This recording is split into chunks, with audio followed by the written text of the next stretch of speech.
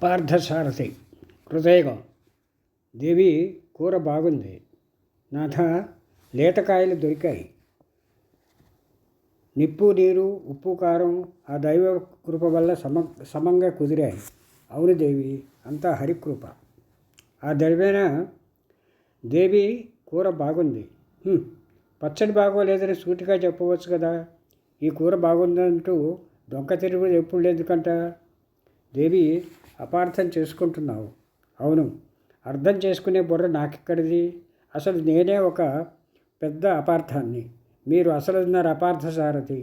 అపార్థం చేసుకునేలా మాటలు విసిరి నా చేత వాగించి దూకుడు ఎక్కువని, నోరు చెడ్డదని నిందలు ప్రసారం చేసి, హే కలహభోజన, నా భోజనమే నీకు దొరికిందా? కష్టాలు వచ్చినప్పుడు అందరూ దేవుళ్ళ కోసం తపస్సు చేస్తారు. నేను ఈ కలహం కల్పించిన శ్రీ నారదుల వారినే ధ్యానించాను. జుట్టు జడలు కట్టి గడ్డాలు బారడేసి పెరిగి చుట్టూరా పుట్టలు లేని పురుగు పుట్ర కుట్టేదాకా రాకుండానే ఆయన దర్శనమిచ్చారు. దేవర్షి, కూర బాగుంది అన్నాను. అంతే. ఆవిడ గారు, వత్స, అపార్థ పీడిత తాడిత అంతా బోధపడింది. బాధపడకు, ఇది అతి సహజం. వాగర్ధాల వలె పాలు నీరు పువ్వు తావి ఎండ నీడ నీతి అవినీతి దేశసేవ దోపిడీ కౌగిలింత వెన్నుపోటు వగేరాల వలె అర్థం అపార్థం కూడా విడదీయరానివి. అపార్థాన్ని అపార్థం చేసుకోబోకు. సాదాసీదాగా సాగుతూ విసుగనిపించే జీవితాన్ని సరదాగిరదాగా గడిపే వరమే అపార్థం. సృష్టి జరిగిన కొత్తలో కృతయుగారంభంలో నరమానవులకి ఇది లేదు. మిగతా అన్నిటిలాగానే ఇది కూడా ఆ లీలా విరోధి వివరించిన చమత్కారం. జీవకోటిలో మానవులకే బుద్ధి జ్ఞానం ఇచ్చిన పరమాత్ముడు అవి రెండు వికసించాలంటే అంబారవాలు ఝంకారాలు సైగలు చాలవని భావించి భాష ఉండాలని నిశ్చయించి మనిషికి మాటను ప్రసాదించాడు. మాట రాగానే శ్రీమన్నారాయణుడి నాభిలోంచి బ్రహ్మ పుట్టినట్టే భాష బొడ్డులోంచి సత్యం అసత్యం అని రెండు దినుసులు వచ్చాయి. ఆ రెండోది అదే. ఆ సత్యం మంచిది కాదని, అధర్మమని, అది వాడకూడదని దేవుడు హెచ్చరించాడు. అసత్యం అధర్మం తప్పైతే అహింస కూడా అధర్మమే కదా అన్నాడు మనిషి. నల్లటి పెద్ద ఆయన తెల్లబోయాడు. అయినా తన బిడ్డల మాటకారితనాన్ని పొగరుగా అపార్థం చేసుకోకుండా ముద్దు ముచ్చటగా మురిసిపోయాడు. అసలే అపార్థం ఆయనతోటే ఆరంభమైంది. ఆ కథా ప్రకారాన్ని ఆవిష్కరిస్తాను, అవతరించు. అయితే ఇది దేవరహస్యం అని గుర్తుంచుకో. నాకు నీకు నరులకు తప్ప మరెవరికీ తెలియరాదు. విను. మహర్షి అజ్ఞానిని, అమాయకుడను. ఇంతకీ అపార్థం అంటే సరి అయిన అర్థం ఏమిటి చెప్పలేదు అన్నాను. మనం ఒక భావంతో ఒక మాట అన్నప్పుడు అది విన్నవారు ఇంకో భావంగా అర్థం చేసుకోవటం అన్నమాట. మనం తిట్టకపోయినా తిట్టినట్టు అర్థం చేసుకుని ఆ కోపంతో మనల్ని తిట్టి కొట్టబోవటం అనే పరిస్థితిని కల్పించే అంటూ నారదుల వారు మాట మధ్యలో ఆగారు. ఉరిమి చూశారు. ఓరి ధూర్తమానవ, అర్థం తెలిసి కూడా తెలియనట్టు నటించి నా చేత వాగిస్తున్నావా అంటూ వీణ పైకెత్తారు. స్వామి శాంతి, నన్ను అపార్థం చేసుకుంటున్నారు. అర్థం తెలిసినా దాని తాత్పర్యం తమ ద్వారా ఎరుగపరుచుకోవాలన్న కోరికే తప్ప. వత్స, దాని తాత్పర్యం ఇదే. బోధపడిందా అన్నాడు. గుండె స్థిమితపడింది. తల ఊపాను. ఆహా, ఎంత హాయిగా ఉంది అన్నారు వారు నవ్వుతూ. అవును, చాలా హాయిగా ఉంది అన్నారు వారు నవ్వి. చూశావా నరుడా, కోపం భయం బాధ ఇలాంటివి పీడించి వెళ్ళిపోయిన వెంటనే వచ్చే నవ్వు ఉందే, అది సాధారణంగా నవ్వే నవ్వు కన్నా 1000 రెట్లు హాయినిస్తుంది. అది అమృతం కన్నా రుచిగా ఉంటుంది. అవుదని తలూపితే అమృతం రుచి తెలుసురా నీకు అంటాడన్న భయంతో నిజం చెప్పేశాను. నేను అమృతం రుచి చూడలేదు స్వామి. అంటే నేను చూశానంటావా అని గద్దించాడు ఆయన. నేనేమీ అనలేదు స్వామి. నేను రుచి చూడలేదు, మాట వరుసగా అన్నాను. సరే, ఆ రుచి మీ నరజాతికి తెలిసేలా చెబుతాను.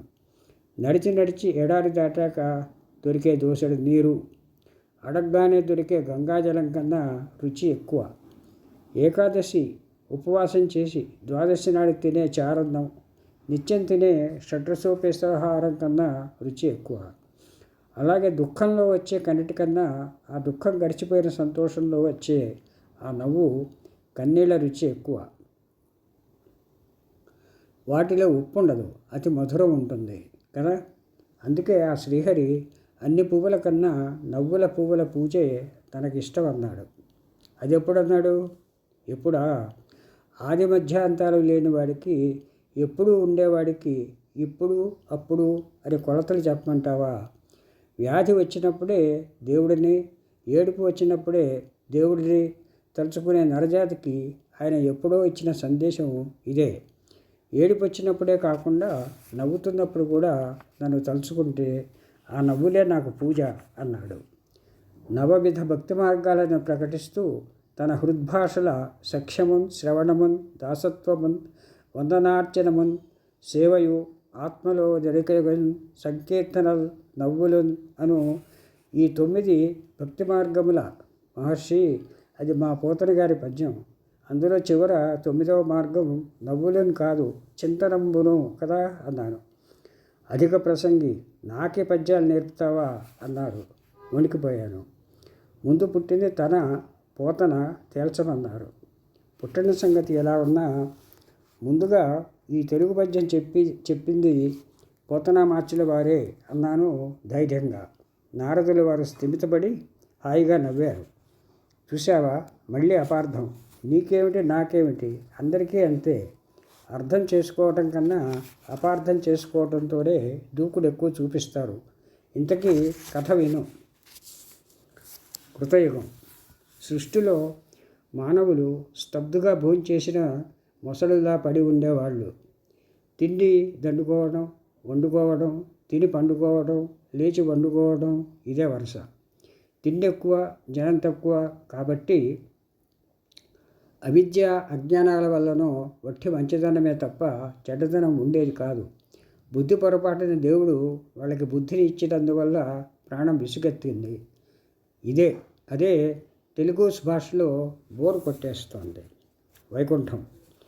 శ్రీ మహావిష్ణువు శేషశయనుడై ఇదే ఆలోచిస్తున్నాడు. లక్ష్మీదేవి పాదాలు ఒత్తుతోంది. దేవదేవ పాహిమాం పాహిమాం అంటూ కింది నుంచి ఆర్తనాదాలు వినిపించాయి. ప్రభువు ఏదో సంక్షోభం అంది లక్ష్మి. దేవి, భూలోకంలో మానవుల ఘోష అది. దేనికి? వాళ్ళకి అవసరమైనవన్నీ ఇచ్చారు కదా, అవసరం లేనివి ఇవ్వలేదు. అది చెప్పలేక మూగ బాధ. దేవి, ఇది ఇంకా కృతయుగమే కదా, వీళ్ళు అందరూ మంచివాళ్లే, కోపతాపాలు తెలియవు, అసూయాద్వేషాలకు ఆస్కారం లేదు. మంచి జీవితం మైదానంలో నదిలా నిదానంగా నడుస్తుంటే వాళ్ళకి విసుగెత్తిపోతుంది. కాలక్షేపం కోసం ఏదైనా చేయమంటున్నారు. బాగుంది, మనం వెళ్ళి కథలు చెప్పాలా? అవసరమైతే అది చెయ్యాలి. నీకేమైనా కథలు తెలుసునా అన్నాడు శ్రీహరి ఓరకంటలా చూసి. లక్ష్మి కథ చెప్పింది. అనగనగా ఒక మంచివాడు, అతని భార్య మంచిది, అత్తామామలు ఆడపిల్లలు చాలా మంచివాళ్ళు. ఆ తర్వాత వాళ్ళకి గంపెడు పిల్లలు. వాళ్ళు అసలు అల్లరే చేయరు, మంచి మంచి ఆటలు ఆడుతుండరి. ఆటలలో గెలుపు మగపిల్లలదే అయి ఉండాలి, అవునా? ఆడ మగ తేడా కూడా లేదు నాథ, అందరూ గెలుస్తుండరి, అసలు ఓడిన వారే లేరు. అటుల పిమ్మట చక్కగా స్నానాలు చేసి హరి ఆవులించి చిటిక వేశాడు. ఓ దేవి, ప్రభు, ఆ భూదేవి చెప్పే కథలు అలాగా ఆ తర్వాత ఏమైంది అని అడిగితే విధంగా ఉంటాయి తెలుసా? దేవి, అలకెందుకు, నాకు తెలుసు. ఆవిడ గారి కథలే మీకు బాగుంటాయి. నా దృష్టి సర్వదా మీ పాదాల మీదే కానీ మీ బుద్ధి సర్వదా ఆమె పదాల మీదనే అంది శ్రీదేవి నిష్ఠూరంగా. అది కాదు ప్రాణేశ్వరి, కథ చెప్పినప్పుడు చెప్పినదే చెప్పకుండా కొత్త సంగతులు, కొత్త మలుపులు ఉంటేనే కదా ఉత్సాహం అన్నాడు శ్రీహరి. శ్రీసతి ఆలోచించింది.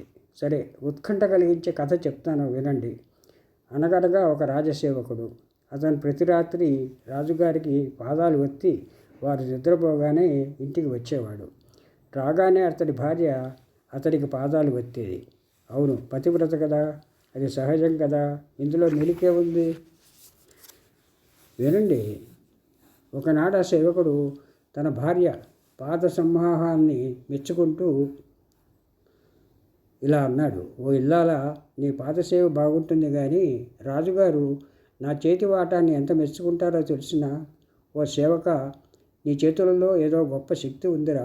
నీవు పాదాలు ఒత్తితే ఉండే సుఖం బహుశా ఆ మహావిష్ణువు కూడా దొరకదు అని మెచ్చుకుంటారు అన్నాడట. అంటే నీకన్నా గొప్ప చేతులా అన్నాడు విష్ణువు కాబోలు. వినండి.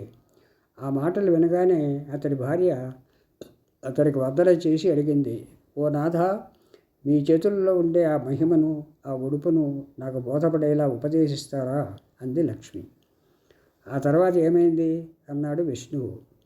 అదే ఉత్కంఠ, చెప్పమంటారా అందావిడ ఘోరగా నవ్వి. హరికి అర్థమైంది. వద్దులే వద్దులే అన్నాడు కంగారుగా. ఎందుకా కంగారు, భయం? ఆవిడలాగే నేను పాదాలు అందించి వత్తమంటానన్నా? దేవి. ఏ దేవి? శ్రీదేవా, భూదేవా? ఈ దేవి అలాంటి పనులు చేయదు. ఆ దేవే, ఆ భామాదేవే, ఆ సత్యభామాదేవి నా విద్యను మీ ద్వారా నేర్చుకుంటుంది.